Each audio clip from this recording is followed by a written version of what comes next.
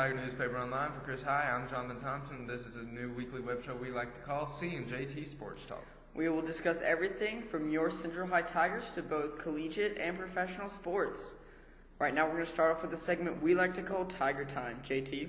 This week we are covering the basketball teams for your Tigers, both the boys and the girls. The boys on Tuesday night got their first 7A, 6A East Conference victory over Cabot. They won 49-47 in a very close game that went down to a shot missed by Cabot at the buzzer. Kylon Nichols led the Tigers with 13 points, followed by Kyle Nelson and Sean Carruthers with 11 each. Big win for the boys.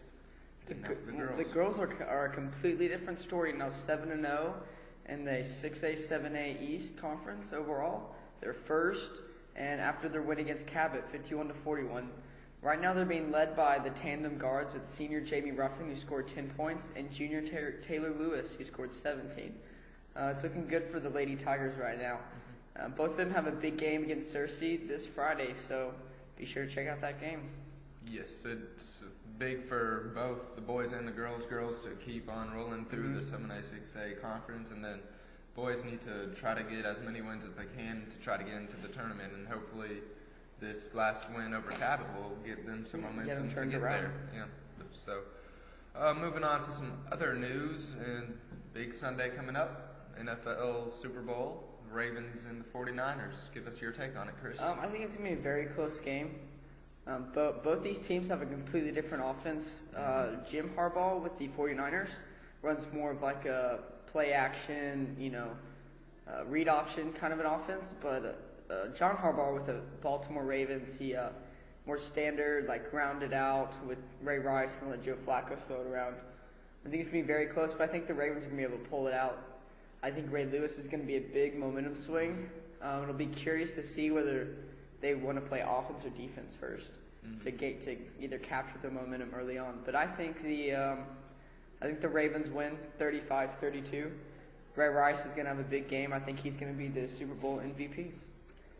Ravens have great defense, and then Joe Flacco's really stepped up in the postseason. Definitely. And after a mediocre regular season, he's really shown it playing and beating the likes of Tom Brady and Peyton Manning. So outplayed them in the last. Anytime you do that, you really think, well, Colin Kaepernick, a 10-game starter in his whole career, should be easy to beat. But it'll be a good game. Of course, the Harbaugh brothers, interesting story, and another interesting story coming out is Ray Lewis with the deer antler spray and PEDs, which I think is just a shame that that's coming out, and hopefully it won't be played around too much because it's ridiculous. I think I think the thing was trying to get Ray Lewis out of this game, but it's not happening. He's such a strong guy. He's denied them so strongly. I don't think there's a chance he doesn't play.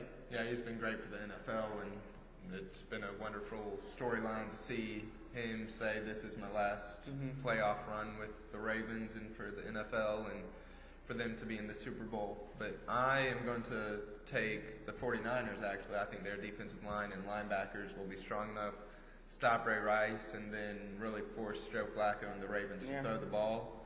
And Flacco's been hot, but I think they'll be able to stop him. I think Colin Kaepernick will have a good game running and passing the ball. And I think that the 49ers will pull it out 27-21. JT, do you know Ray Lewis's first career sack was against Jim Harbaugh, the 49ers coach? I did not know that, but that's an interesting thing. When he was the Indianapolis Colts quarterback in 1996. So all types of fun facts for this game in New Orleans. Everything ties together. It's going to be interesting to see. Moving on to some NBA news. Lakers fans thought we had it going, had a 3-game winning streak, and then went to Phoenix on Wednesday night and lost after blowing a 13-point lead in the fourth. So I don't know. Dwight Howard's out again with the shoulder. He's been in and out of games. It didn't look too severe. They were just putting ice on it, maybe just like hold something. I don't think it's that bad, but I heard he re-aggravated the labrum injury he had, and it's going to be interesting to see because they've started this 7-game road trip. Really thought Wednesday night was a must-win for them. Yeah. So it'll be interesting to see how they respond to that and how they do on the rest of this tough road stretch. But yeah, right now they are 9th in the West, 2 games behind Portland. I think Portland's they're a good team, but I think the Lakers can still catch them. The Lakers haven't caught many breaks, but one break they have caught is that the West isn't as strong in the win column as they have been from the 1st seed to the 8th seed. So they should be able to sneak in probably around 45 wins or so, but I'm sure they'll still make going to be tough. That playoff interesting because right now the Spurs are number 1, and the Spurs, in recent memory, they have not been very good in the playoffs. They've just been good in the regular season. So I think if they play the Spurs, they're going to have a good chance of beating them. And I mean, make a deep playoff run, probably. Yeah, you still have Kobe, you still have Gasol. I mean, you have Dwight, players that, if you get in the playoffs, I mean, I wouldn't be surprised if something crazy like that did happen, but still got a long way to go to get there. Definitely. Well, now to college basketball. Kentucky got their first big win against Ole Miss, who is number 16th.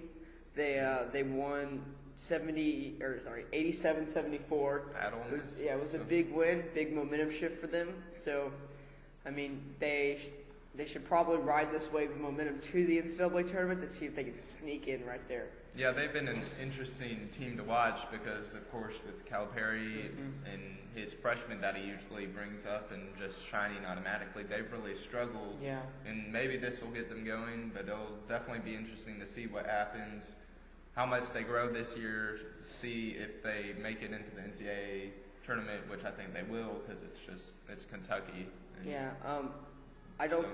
Watching these guys, there's not a big playmaker. Last year they had Anthony Davis. Before that, Brandon Knight. And before that, John Ball. I don't think they have one big guy they can rely on, but I mean that's okay. I don't think any of them will go to the draft, so they've got a big next year coming. They're all freshmen, so they've got things to look forward to. I agree with you that if they did go to the draft, they'd probably only get to go to the D League. So it'll be interesting to see what all happens, and it's been an interesting year for college basketball because there really isn't a number 1 team. Definitely, we've had Indiana, Duke, and now Michigan at the number 1 spot, and it'll be interesting to see if Michigan, who first time since 1993 has been ranked number 1 when the Fab Five went there, it'll be interesting to see if they can hold on. Yeah, because they're playing in number 3 Indiana this Saturday. That's going to be a really good game to watch. But it's going to be fun come March Madness time, seeing because there just isn't a dominant team. Yeah. And so we'll see lots more of good games Cinderellas, more upsets, and just good games up and down from first round to the final championship game. So, golf news: Tiger Woods won this weekend in his first tournament of the year. So 75th win. So hopefully Tiger is getting his crap back together. So I mean it's good that he's doing better. So it was not a major tournament. He does well at Torrey Pines, which is where this one was at, and so it'll be interesting to see if he keeps this momentum going, or if because he has won tournaments like this after his relationship issues. But I mean, it'll be interesting to see. It's going to be good for the sport of golf. I mean, Tiger pretty much made the sport of golf what it is. And he drove the ball well, putted well. I mean, he looked like Tiger, which is it's a good thing. Fun to watch and good for the game of golf. I'd like to end on a cool, interesting sports note. The Sandy Hook Elementary School Choir, where the shooting took place about a month ago, will be singing the national anthem at the Super Bowl this Sunday. So. Neat story there, and I'm sure there'll be a lot of wish teary the best eyes. to them. Very emotional moment.